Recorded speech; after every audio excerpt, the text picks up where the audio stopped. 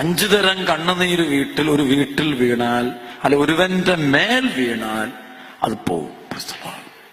ഒന്നാമത്തെ കണ്ണുനീര്, മാതാപിതാക്കളുടെ കണ്ണുനീര് വീഴരുത്.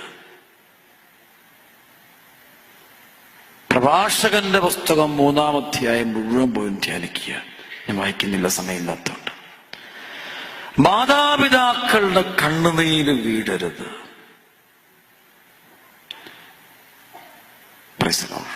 ചില മക്കൾ അപ്പനമ്മയെ പീഡിപ്പിക്കാറുണ്ട്. വിദേശ രാജ്യം കഴിഞ്ഞ ഒരു കുറച്ച് ദിവസം മുമ്പ്, ഒരു 2 മാസം കഴിഞ്ഞില്ല, ഒരു ഇവിടുന്ന് ഉള്ള ഒരാൾ എന്നെ വിളിച്ച് പ്രാർത്ഥന മേടിക്കാൻ വേണ്ടി ഒരു കുടുംബം വിളിച്ചു. അപ്പൊ അങ്ങ് പറഞ്ഞു വരുമ്പോ എനിക്കറിയാം, അച്ഛാ എൻ്റെ അമ്മ എനിക്ക് മരിച്ചുപോയി, എനിക്ക് നാട്ടിലോട്ട് വരാൻ പറ്റിയില്ല, കരയാ ഭയങ്കര. ഒന്നും വേണ്ടിയില്ല, നാട്ടിൽ കേട്ടു.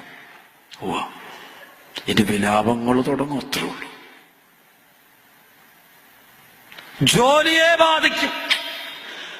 വേറെ ഏത് കാര്യത്തിനും ഏത് നാട്ടിലൂടെയും തേനേപാല നടക്കാൻ ഇഷ്ടം പോലെ അവധിയെടുക്കും. പക്ഷേ സ്വന്തം അമ്മയെ അടക്കാൻ നേരമില്ല. അതിന് കണക്കുണ്ട്. മാതാപിതാക്കളുടെ കണ്ണുനീര്, അപ്പന്റെ കണ്ണുനീര്. എന്റെ ധ്യാന ശുശ്രൂഷ ജീവിതത്തില് എന്റെ മനസ്സിനെ വേദനിപ്പിച്ചൊരു സംഭവം പറയും. ഒരിക്കലും അമ്മ വന്നിട്ട് എന്റെ അടുത്ത്, ആച്ചാ എന്റെ മരുമകൾ എന്നെ ഒരുപാട് പീഡിപ്പിക്കുക, എന്റെ മകനും മരുമകളും കൂടെ ഒരുമിച്ച് കൂടി എന്നെ വല്ലാണ്ട് പീഡിപ്പിക്കുക, അച്ഛൻ എന്നെ എവിടെയെങ്കിലും ഒരു ആശ്രമത്തിലാക്കാവും, ഞാൻ എന്ത് കരയുക. അപ്പൊ ഞാൻ പറഞ്ഞു, അമ്മ നിങ്ങൾ ഞാൻ പറയാം, അമ്മച്ചി ഇങ്ങനെ കരുതരുത്, മക്കള് അവരിങ്ങനെ ചെറുപ്പക്കാർ, അവരുടേതായ ആ ശൈലികൾ, അവരുടെ രീതികളൊക്കെ ഉണ്ട്, അവർ പുതിയ ലോകത്തുള്ള, അതൊന്നും അമ്മയൊക്കെ ഒന്ന് മനസ്സിലാക്കണം, അമ്മച്ച സഹിച്ച് ക്ഷമിച്ചൊക്കെ നിന്ന് എന്നൊക്കെ പറഞ്ഞ് ഞാൻ ഇത്ര സ്നേഹത്തോടൊക്കെ പെട്ടെന്ന് തിരക്കിനിടയ്ക്ക് ഞാൻ പറയാം. അപ്പൊ ഇടയ്ക്കിടയ്ക്ക് അമ്മ പറഞ്ഞു, അല്ലച്ച അല്ലച്ച അല്ലച്ച, അങ്ങനെ അല്ലച്ച, ഇത് പ്രശ്നമാ, എന്നെ അവർക്ക് വേണ്ടഞ്ഞിട്ട് അച്ഛ പറഞ്ഞു. അമ്മച്ചിയുടെ തോന്നല അത്, മക്കൾക്ക് അമ്മയുമില്ല, അത് അങ്ങനെ പറ്റുമോ അമ്മ, അങ്ങനെ സംഭവിക്കില്ല അമ്മ പറയാം. അമ്മയോട് പറഞ്ഞു, നോ. അമ്മ പോയപ്പോൾ എൻ്റെ ഉള്ളിൽ പരിശുദ്ധമെന്ന് പറഞ്ഞു, ആരമ്മ വേദനിച്ചാ പോയത് കേട്ടോ.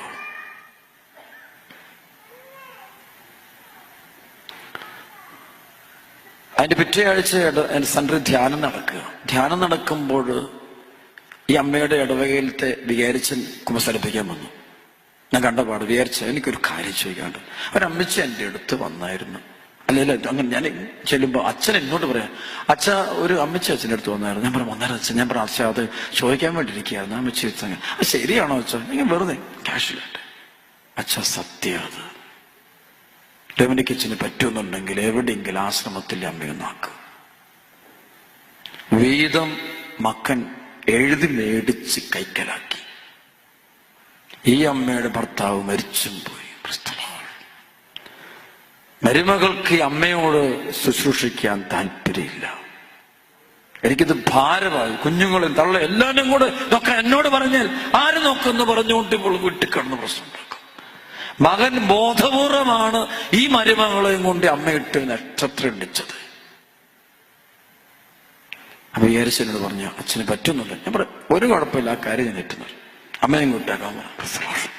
പിറ്റേ ആഴ്ച അമ്മ വന്നപ്പോൾ ഞാൻ എൻ്റെ അണക്കര മരിയൻ പെറ്റൊരു സെന്ററിന്റെ ലെറ്റർ പാടയിൽ ഞാൻ എഴുതി, എനിക്കറിയാവുന്ന ആശ്രമത്തിലേക്ക് ഈ അമ്മയെ സ്വീകരിച്ചേക്ക്, എന്ത് ചെലവ് വന്നാലും ഞാൻ കൊടുത്തോളാം.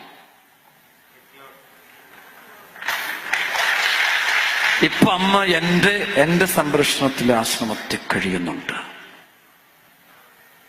ഇനി ആ വീട്ടില് ബാബലോണിന്റെ വിലാപമുണ്ടാകും. ഇതുപോലെ അപ്പന്മാര് വേദനിക്കുന്ന കുടുംബങ്ങളുണ്ട്. അപ്പന്മാര് വേദനിക്കുന്ന കുടുംബങ്ങളുണ്ട്.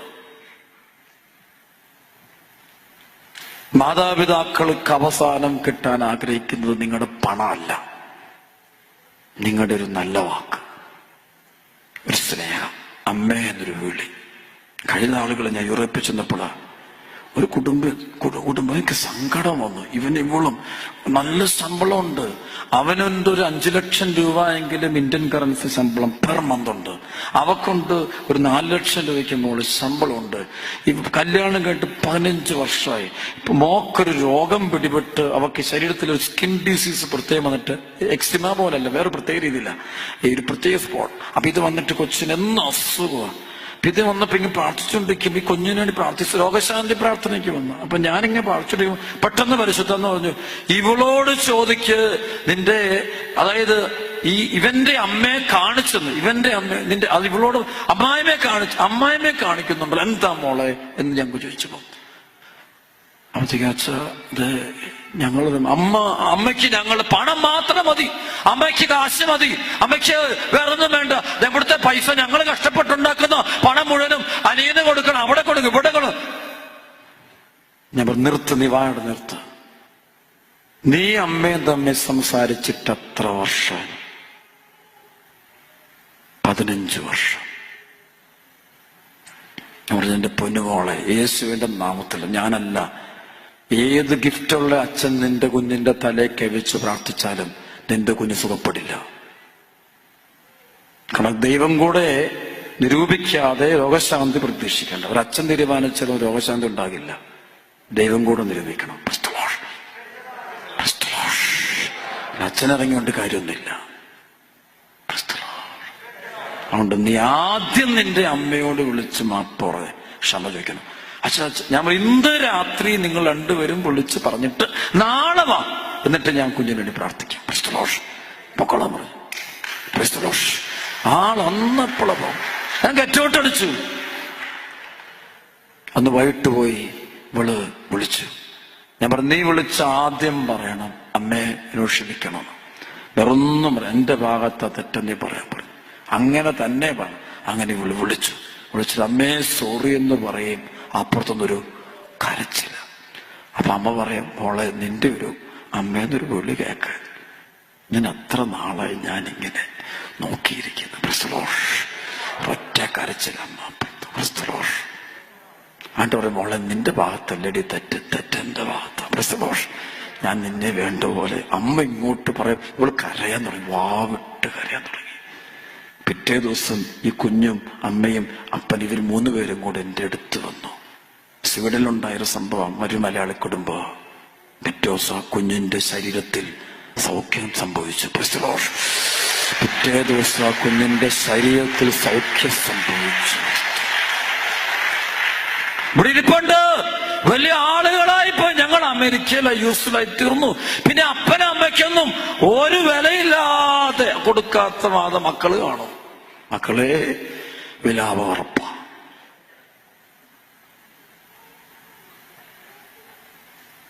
രണ്ട് സഹോദരങ്ങളുടെ കണ്ണുനീര്,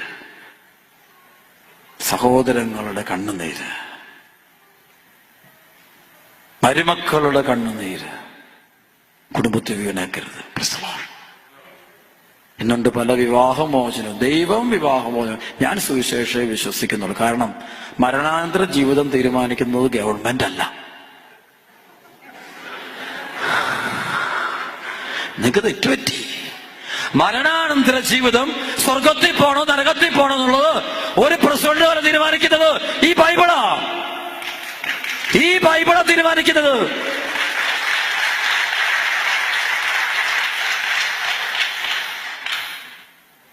Am I right or not? Yes or no? Yes or no? Yes. Yes, praise the Lord.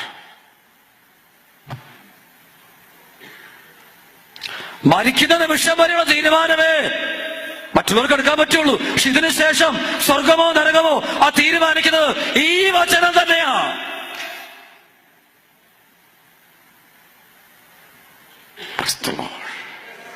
യേശുവേ നന്ദി. പോയേക്കരുത്, മനസ്സിൽ നിന്ന് ഇത് പോയേക്കരുത്, ഒരിക്കലും പോയേക്കരുത്. Hallelujah, hallelujah. അപ്പോൾ ദൈവം യോജിപ്പിച്ചതിനെ മനുഷ്യൻ വേർപെടുത്താതിരിക്കട്ടെ. ഈ വേർപെടുത്തുന്ന ആരാ? മനുഷ്യനാണ് വേദനിപ്പിക്കുന്നത്, ദൈവമല്ല വേർപെടുത്തുന്നത്, മനുഷ്യരാ. സ്വാർത്ഥത. സ്നേഹമുള്ളപ്പോൾ ഒരു മുറി മതി. യേശുവേ നന്ദി. സ്നേഹമില്ലാത്തപ്പോൾ ഒത്തിരി മുറി വേണം. അടുത്തിരിക്കുന്ന ആളുടെ ശബ്ദം കേൾക്കാത്ത സ്ഥലത്തിരിക്കണം. മുറികളുടെ എണ്ണം കൂടുന്നത് സ്നേഹം കുറയുന്നുണ്ടാ. സ്നേഹം കൂടുമ്പോൾ എല്ലാം ഒറ്റ മുറി കിടക്കും. യേശുവേ നന്ദി. അത് ഭയങ്കര ഭാഗ്യമാണ്. ഞാനൊക്കെ സെമിനാരി പഠിക്കുമ്പോൾ ഞങ്ങൾ 11 പേരൊറ്റ ബാച്ച്. ഭയങ്കര സ്നേഹമാണ്. അപ്പൊ ഞങ്ങളിങ്ങനെ ടൂറിന് എവിടെയെങ്കിലും പോയെങ്കിൽ 10 മുറിയൊക്കെ ഞങ്ങൾക്ക് തന്നാലും ഞങ്ങൾ കയറില്ല. പ്രസലോഷ് ഞങ്ങളെല്ലാം കൂടെ ഒറ്റ മുറിക്കകത്ത് കിടക്കും. പ്രസലോഷ് അവിടെ കിടന്നുറങ്ങും. പ്രസലോഷ് അപ്പുറത്ത് പറ്റില്ല. സ്നേഹമുള്ളിടത്ത് ഒരു മുറി മതി. സ്നേഹമില്ലാത്തടത്ത് 10 മുറി വേണം. സ്നേഹം ഹൃദയം വിശാലമാണെങ്കിൽ ഇത് സന്തോഷമല്ലേ? ഹൃദയം അടച്ച ഒരുത്തന്റെ അടുത്ത് ജീവിക്കുക എന്ന് വെച്ചാൽ വലിയ ഉത്തോട്ടാ. യേശുവേ നന്ദി. സർവ്വത്തിൽ പറഞ്ഞേ ഹല്ലേലൂയ. ഈ തലമുറയ്ക്ക് പറ്റിയത് സ്നേഹമില്ല, അവർക്ക് സ്വാർത്ഥതയാ. ഇൻഡിവിജ്വൽ സംഭവം വലിയ തിയറി പറയാൻ ഭയങ്കര രസമാണ്. എല്ലാം പറയും ഇങ്ങനെ ഇങ്ങനെ ഇങ്ങനെ. ശേഷം വലിയ ബുദ്ധിമാനാ. അവനവന്റെ തിയറിയൊക്കെ ഉണ്ടാക്കിക്കൊണ്ടിരിക്കും. ക്രിസ്തുലോഷ് ഒന്നും കേൾക്കരുത്. എന്നും ഓർത്തോണം, മരണാനന്തരം ഒരു ജീവിതം തീരുമാനിക്കുന്നത് ഈ ബൈബിളാ, യേശുവിന്റെ വചനമാണ്. ക്രിസ്തുലോഷ് വേറെ ആർക്കും ഈ നിയമമാണ്. ക്രിസ്തുലോഷ് ദ ലോ ഓഫ് ദൈവത്തിന്റെ നിയമം. സർവ്വത്തിൽ പറയും ഹല്ലേലൂയ. അവർക്ക് പറഞ്ഞ ഹല്ലേലൂയ. സ്തുതിക്കട്ടെ. Hallelujah, hallelujah. കൈകൾ അടിച്ച് കർത്താവ് നന്ദി പറയട്ടെ. Praise the Lord. ചില കുടുംബങ്ങളിൽ സഹോദരങ്ങളുടെ കണ്ണുനീര് കിടപ്പുണ്ട്. അതുങ്ങൾ വീട്ടിൽ കിടന്ന് നക്ഷത്രമുണ്ട്. മോളെ ഒന്ന് കല്യാണം കഴിപ്പിക്കാൻ, പഠിപ്പിക്കാൻ. നോക്ക എനിക്കറിയേണ്ട ആവശ്യമില്ല. അത് അവരുടെ കാര്യം അവരും നോക്കണം. ഞാൻ ആരുമല്ല, നമ്മള് വേറെ. ഇതെല്ലാം ഞാൻ ഉണ്ടാക്കിയത്. ഇത് ദൈവകൽപ്പന ലംഘിക്കുക. ഞാൻ നിങ്ങളെ സ്നേഹിച്ചതുപോലെ നിങ്ങളും പരസ്പരം സ്നേഹിക്കണം. കായൻ തന്റെ സഹോദരനായ ആബേലിനെ കൊന്നൊടുക്കിയിട്ട് ആ ഭൂമിയിൽ നിൽക്കുമ്പോൾ ദൈവം വിളിച്ചു ചോദിക്കുന്നു, കായൻ, കായൻ, നിന്റെ സഹോദരൻ എവിടെ? Where is your brother? എനിക്കറിയില്ല എന്നാണല്ലോ ഒത്തിരി പേര്. എനിക്കിത് അറിയേണ്ട കാര്യമില്ല. അവരുടെ നിലവിളിയോ അവരുടെ കുടുംബത്തിലുള്ള മക്കളുടെ നിലവിളിയോ അതൊന്നും എനിക്ക് ബാധകമല്ല. എനിക്കാകെ ബാധകം എന്റെ കാര്യം. എന്റെ ദേഹത്ത് വേദന ഉണ്ടാകുന്നുണ്ടോ, എനിക്ക് അസുഖമുണ്ടോ, എന്റെ കാര്യം മാത്രം. യേശുവേ നന്ദി. ഉറക്കെ പറഞ്ഞേ ഹല്ലേലൂയ. നല്ല ഗൗരവമുള്ള കാര്യം ശ്രദ്ധിച്ച് കേൾക്കണം. അപ്പൊ 2 സഹോദരന്റെ സഹോദരിയുടെ മരുമക്കളുടെ കണ്ണുനീര്. Price the Lord. അടുത്തത് മക്കളുടെ കണ്ണുനീര്. Price the Lord. പിഞ്ചു കുഞ്ഞുങ്ങളുടെ കണ്ണുനീര്. അതാണ് ഈ ജ്ഞാനത്തിന്റെ പുസ്തകത്തിൽ പറഞ്ഞുകൊണ്ട് ഈ ശിശുക്കളെ വധിച്ച മാതാപിതാക്കൾ, ഈ ശിശുക്കളുടെ കണ്ണുനീര് ഭയങ്കര പവറാന്ന് പറയുന്നത്. ബോധപൂർവം നടത്തുന്ന അബോർഷനുകളെല്ലാം ഭയങ്കരമായ ഒരു വിലാപങ്ങൾ. അത് ദൈവകൽപ്പനയുടെ ലംഘനം. അത് മക്കളുടെ കണ്ണ്. ചില മാതാപിതാക്കളുണ്ട് മക്കളോട് അവഗണന കാണിക്കും, മക്കളെ തകർക്കും, മക്കളെ സ്നേഹിക്കില്ല, അവരെ പീഡിപ്പിക്കും, തരംതിരിവ് കാണിക്കും. ഒരുത്തിനോട് സ്നേഹം, ഒരുത്തിനോട് താല്പര്യമില്ല. അല്ല, ഓരോ രീതിയിൽ അവരെ മുറിപ്പെടുത്തും. അവർക്ക് ഈശോയെ കൊടുക്കില്ല, അവർക്ക് വേറെ രീതിയിലാണ്, മുഴുവൻ രീതിയാണ്. ഇന്ന് മാതാപിതാക്കൾക്ക് ഒരൊറ്റ കാര്യത്തിൽ അസ്വസ്ഥതയുള്ളൂ, അത് കുഞ്ഞുങ്ങളുടെ വിദ്യാഭ്യാസം.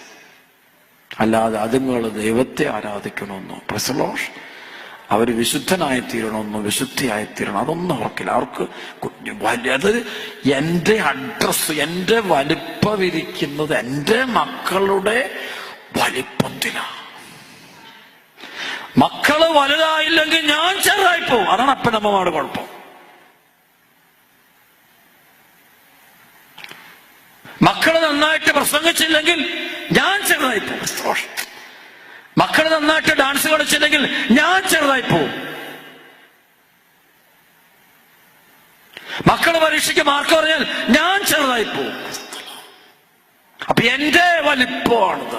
കൊച്ചു പള്ളി പോവോ, പ്രാർത്ഥിക്കോ, മുസാരിക്കോ, കുർബാന സ്വീകരിക്കോ, അതൊന്നും സാരില്ല. പബ്ലിക്കിൽ അവൻ ഒന്നാമതായാൽ മതി. ദൈവത്തിന്റെ മുമ്പിൽ എത്ര ചെറുതായാലും കുഴപ്പമില്ല. പബ്ലിക്കിൽ അവൻ he should be the first. Praise the Lord. Do you follow me or not? Clear. Hallelujah. Hallelujah. ഇതൊക്കെ വരുമ്പോൾ നിലവിളി ഉണ്ടാകും. ബാബിലോണിന്റെ നിലവിളി ഉണ്ടാകും. വിലാപമുണ്ട്. ഇത്തരം കുടുംബങ്ങളിൽ വിലാപങ്ങൾ ഉണ്ടാകും. ദൈവത്തെക്കാൾ ഉപരി പേര് പെരുമ പ്രശസ്തിക്ക് സ്ഥാനം കൊടുക്കുന്ന മാതാപിതാക്കളോർത്തോളം വിലാപങ്ങൾ ഉണ്ടാകും.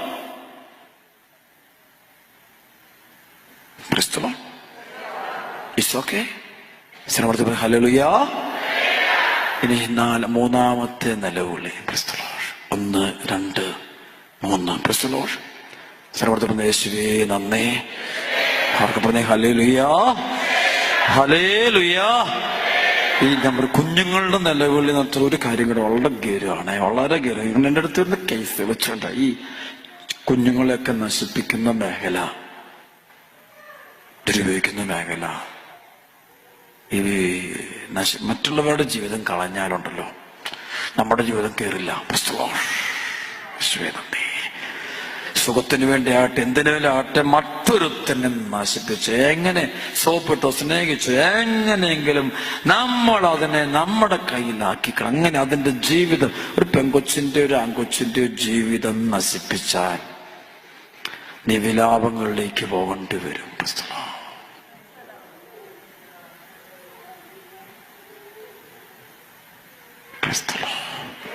നിലവിളി ഉണ്ടാകും. ഡെഫിനിറ്റാണ്. വിലാപങ്ങളിലേക്ക് പോകേണ്ട ഒരു സർവ്വത്തിൽ പറഞ്ഞ ഹല്ലേലൂയ, സർവ്വത്തിൽ ഹല്ലേലൂയ. നാലാമത്തെ കണ്ണുനീര്. അപ്പൊ ഞാൻ ഈ കണ്ണുനീരിന്റെ പ്രത്യേകത എന്താ? ഈ കണ്ണുനീരിൽ ഏറ്റവും കൂടുതലുള്ള അംശം എന്താ? ഉപ്പിന്റെ അംശം, സോൾട്ടിന്റെ അംശം. കാരണം പ്രായമുള്ളവർക്ക് ഞാൻ ഈ പറയുന്നത് പെട്ടെന്ന് മനസ്സിലാവും. പണ്ടൊക്കെ കേരളത്തിലെ ഈ കടകളിൽ ഉപ്പ് അവര് സൂക്ഷിച്ചിരുന്നത് ഈ കടയ്ക്ക് പുറത്തായിരിക്കും. സിമെന്റ് തറയിലായിരിക്കും. ഈ സിമെന്റ് തറയിൽ ഇത് വെച്ച് കഴിഞ്ഞാൽ കുറച്ച് കഴിയുമ്പോൾ സിമെന്റ് മുഴുവനും ദ്രവിച്ചു പോകും. ശരിയാണോ? ഇത് തന്നെയാ കണ്ണുനീര്. അത് നമ്മുടെ മേൽ വീണാൽ, നമ്മുടെ കുടുംബത്തിന്റെ മേൽ വീണാൽ അവിടെ ഇളകാൻ തുടങ്ങും. അടിത്തറ ഇളകും. അപ്പന്റെ കണ്ണുനീര്, അമ്മയുടെ കണ്ണുനീര്, സഹോദരന്റെ കണ്ണുനീര്, സഹോദരന്റെ ഭാര്യയുടെ കണ്ണുനീര്, സഹോദരിയുടെ കണ്ണുനീര്, അതുപോലെ തന്നെ ഈ ഞാൻ പറഞ്ഞ മരുമക്കളുടെ കണ്ണുനീര്. വീട്ടിൽ കല്യാണം കഴിച്ച് കയറി വന്ന പെങ്കൊച്ചിന് വളരെ ബുദ്ധി ഉപയോഗിച്ചും ഒക്കെ അതിനെ ഇറക്കി അങ്ങ് വിട്ട് ഡൈവോഴ്സ് ഒക്കെ അടിച്ച് ഇതിന് പറ്റിയവർ അഡ്വക്കേറ്റുമാരും ലോകത്തുണ്ട്. എന്തിനും കൂട്ടു നിൽക്കുന്നവരവസ്ഥ. ആര് നശിച്ചാലും കുഴപ്പമില്ല, ദൈവിക നിയമം ഏത് ലംഘിക്കാനും ഞാൻ റെഡിയാണെന്ന് പറയുന്ന ആൾക്കാരുണ്ട്. അത്ര തൻ്റെ ഇടോ. അപ്പോൾ ഓർത്തണം, ആ കണ്ണുനീരൊക്കെ ഉണ്ടല്ലോ ഈ കെട്ടിടത്തിന്റെ അടിത്തറ പതുക്കെ ഇളകും. ഇതാണ് ഈ വിലാപം നമ്മുടെ നാട്ടിൽ കൂടാനുള്ള കാരണങ്ങൾ. ഒന്ന് യേശുവേ നന്ദി. ഇനി നാലാമത്തെ കണ്ണുനീര്, ദരിദ്രന്റെ കണ്ണുനീര്, പാവപ്പെട്ടവന്റെ കണ്ണുനീര്. സർവ്വത്തിൽ പറയാം ഹല്ലേലൂയ. എനിക്കറിയാം, എൻ്റെ ഒരു സ്നേഹിതൻ ഒരിക്കലും ഞാനത് പരിശുദ്ധ പ്രാർത്ഥനയിലും കഴിഞ്ഞപ്പോൾ അദ്ദേഹം അച്ഛൻ ഞാൻ ഇപ്രാവശ്യം അവധിക്ക് നാട്ടിൽ പോകുമ്പോൾ അദ്ദേഹം വേറൊരു രാജ്യത്താണ്, സൗത്ത് ആഫ്രിക്ക ഭാഗത്തുള്ള ജോഹന്നാസ്ബർഗിലുള്ള. ഇദ്ദേഹം നാട്ടിൽ തിരിച്ചെന്നപ്പോൾ അദ്ദേഹം പറഞ്ഞു, അച്ഛൻ ഞാൻ പറഞ്ഞു ഒരു ദിവസം വിളിച്ചതിനെ ഞാൻ പറയാം എവിടെ പോവാ? അച്ഛൻ ഞാൻ ഈ ആലപ്പുഴയ്ക്ക് അടുത്തൊരു സ്ഥലത്ത് പോവാ. എന്തിനാണ് പോകുന്നത്? അത് എൻ്റെ അപ്പനെ ഞങ്ങളുടെ വീട്ടിൽ പണിതുകൊണ്ടിരുന്നൊരു പാവപ്പെട്ടൊരു മനുഷ്യനെയും കുടുംബത്തെയും വല്ലാണ്ട് നശിപ്പിച്ചിട്ട് ഇറക്കി വിട്ടു. ഒന്നും കൊടുത്തില്ല, പീഡിപ്പിച്ചു. ഞങ്ങളുടെ കുടുംബം തീർന്നച്ചാ മൊത്തം മാനസിക രോഗികളാ. അതുകൊണ്ട് ഞാൻ ഇപ്രാവശ്യം വീട്ടിൽ നിന്ന് പോവുക, അവിടെ എന്താണ് ആവശ്യം എന്നുള്ളത് നോക്കി എന്തെങ്കിലും ചെയ്യാൻ പോവുക. അച്ഛന് പ്രാർത്ഥിക്കണം കേട്ടോ. അങ്ങനെ അവിടെ ചെന്നിട്ട് ഈ വീട്ടിൽ ചെന്നുവെച്ച ഒരു ഒരു ഒരു കൂനയ്ക്കകത്ത കഴിയുന്ന ഞാനൊരു തീരുമാനം എടുത്തു, അവർക്കൊരു വീട് വെച്ച് കൊടുക്കാൻ. അടുത്ത മോള് പ്രായമായി, അതിന്റെ കല്യാണം നടത്തി കൊടുക്കാൻ ഞാൻ തീരുമാനിച്ചു. അതിനോട് ഞാൻ ഇപ്രാവശ്യത്തെ എൻ്റെ മുഴുവൻ പൈസയും അവരെ നോക്കുക, കൊടുക്കുക. എൻ്റെ അപ്പനും അമ്മയും കൂടെ ചെയ്തൊരു കുരുത്തക്കേട് ഞാൻ ചെയ്ത് തീർക്കാൻ പോവാ. അല്ല എന്തെങ്കിലുമൊക്കെ ചിന്തിക്കാൻ കാര്യമില്ല. അതെ, ഞങ്ങളുടെ സഹോദരങ്ങളെല്ലാം തന്നെ തല്ലിപ്പിരിഞ്ഞച്ചാ. ഒരുത്തിന് ഞങ്ങൾ പൈസ എന്തേലും കൊടുത്താലോ നശിപ്പിച്ച് കളയുള്ളൂ. ഒരുത്തൻ വീട്ടിൽ നിന്ന് കുടിച്ച് കളയുക. ആ കുടിയന്റെ ഭാര്യയ്ക്ക് രോഗമാണ്. എനിക്ക് ആ സംഭവം എല്ലാം എൻ്റെ മനസ്സിൽ ഓടി വരുന്നു. അമ്മയ്ക്ക് രോഗം വന്ന് വീട്ടില് ഇരിപ്പുണ്ട്. പ്രശ്നങ്ങൾ മുഴുവൻ പറയാം. അപ്പം മരിച്ചുപോയി.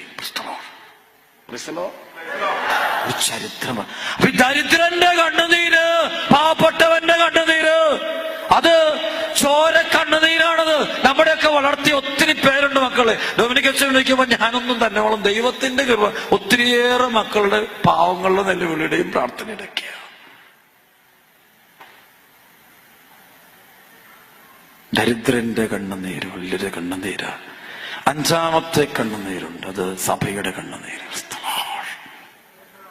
സഭയുടെ കണ്ണുനീര്, വൈദികരുടെ കണ്ണുനീര്, സിസ്റ്റേഴ്സിന്റെ കണ്ണുനീര്, മെത്രാന്മാരുടെ കണ്ണുനീര്.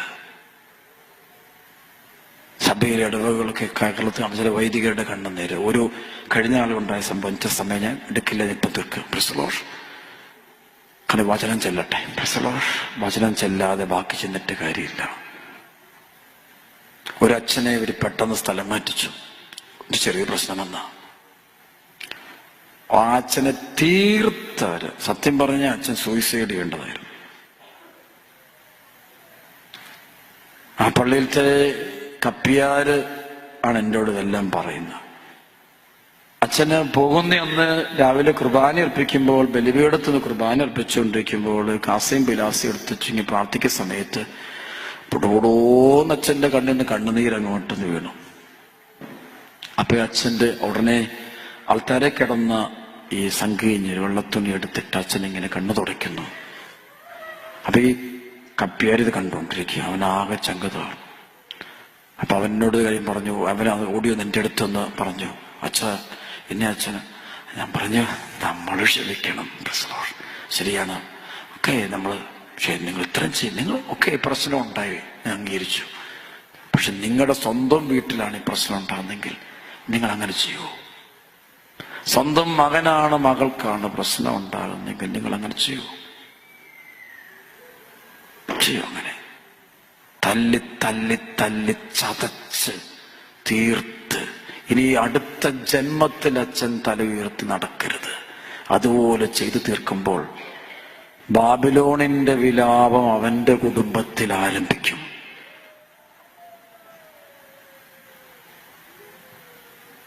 കേരളത്തില് ഒരു പ്രൊഫസർ എൻ്റെ ധ്യാനത്തിന് വന്നപ്പോഴാണ് ഈ ബന്ധിച്ച മേത്തേക്ക് ആളിങ്ങനെ വീഴും, വീണ്ടും പ്രാർത്ഥിക്കും. ഇതിങ്ങനെ ഒരു വല്ലാതൊരു സാധാരണ പ്രാർത്ഥിച്ച് പെട്ടെന്ന് നമുക്ക് മനസ്സിലാവും ഹീലിംഗ് പെട്ടെന്നുണ്ട്, ആളങ്ങ് പൊക്കോളൂ.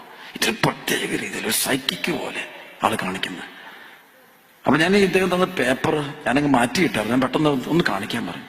നോക്കുമ്പോണ്ട് എഴുതി ചെയ്യുന്ന ഇദ്ദേഹത്തിന്റെ പള്ളിയിലെ കൊച്ചച്ഛൻ്റെ പ്രശ്നം വന്നപ്പോൾ ചെറിയ പ്രശ്നമോ ഓയ്യോ ആള് എഴുതിക്കുക അച്ഛാ ഞാനിങ്ങനെ സംഭവം ഉണ്ടായി. അപ്പൊ ഞാനൊരു നോട്ടീസ് അടിച്ച് നാട് മുഴുവൻ പരത്തി മുഴുവൻ തീർത്ത് അച്ഛന്റെ അച്ഛനായിട്ട് 2 വർഷം 3 വർഷമേ ഉള്ളൂ, ചെറിയൊരു പ്രശ്നമുള്ളൂ. ആള് തന്നെ എഴുതി വെച്ച കാര്യം ഞാനത് കൊടുത്തു. എൻ്റെ അച്ഛ ഇതിന് ശേഷം എൻ്റെ കുടുംബം മുഴുവൻ തകരാൻ തുടങ്ങി.